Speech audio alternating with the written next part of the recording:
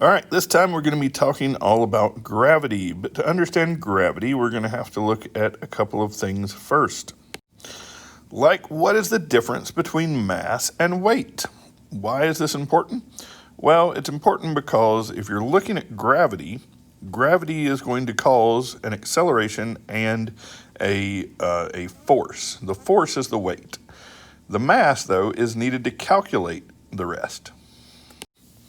So what is mass? It's a numerical, meaning a number, measure, meaning it figures out how much of its inertia, right? Inertia is resisting change of motion, either keeping something still or having it move. But a much better one is this one that says it is a fundamental measure of the amount of matter in an object.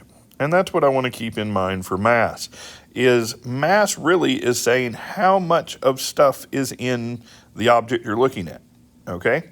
Now, the standard unit of measure for mass, our SI unit, is kilograms, not grams, because a gram would be equivalent to, say, a BB, about the size of a BB. And if you're measuring a big old fat guy like me, you're not going to want to use BBs because it would take, millions of BBs to make me up.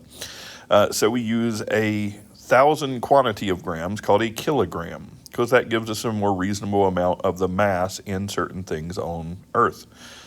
Weight? Well, weight is just the force of gravity on that mass, okay?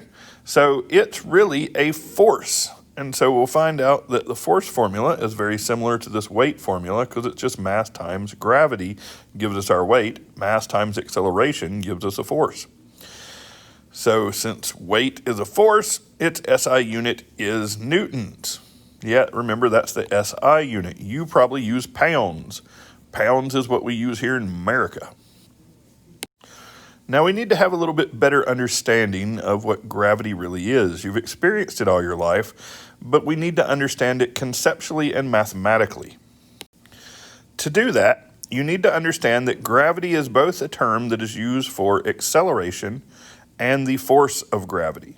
So when we talk about in writing it in a formula, the force of gravity would be this, a capital F with a capital G subscript. When we're talking about acceleration due to gravity, we're talking about this, little g. That's just how fast things get accelerated on Earth. And that's probably the term 9.8 meters per second squared. That's what little g is accelerating things to. But if we want to figure out how much force is pushing down, we have to take that little g and multiply it times the mass of whatever object is falling or being pulled towards the Earth, and we'll get the force of gravity. So it's a little confusing because you have an acceleration with a unit meters per second squared. You then have a gravity that is a force, and its units are newtons. You have to keep them separate. So if I'm going to simplify all of this of what gravity is, well, gravity is an attraction between different masses. Everything that exists has mass. Even light, to a certain extent, we say it's a massless particle, but its energy can convert into mass. So it even is related there. Because of that, we say that everything pulls on one another. So all mass attracts all other mass. So if you've ever been saying, hey, me and my significant other have an attraction. Well, you do. The problem is you're also attracted to the Earth much more, and so you're going to fall on your face before you ever get to them. They're not going to pull each other together. So nice try. Now, if we're looking here, give you a better understanding of the difference between weight and mass. We look at gravity on different places. So if you have a gravitational force on Earth of 100 pounds, because you're familiar with pounds, that's it made it pounds, your mass wouldn't change on these planets, but your weight would.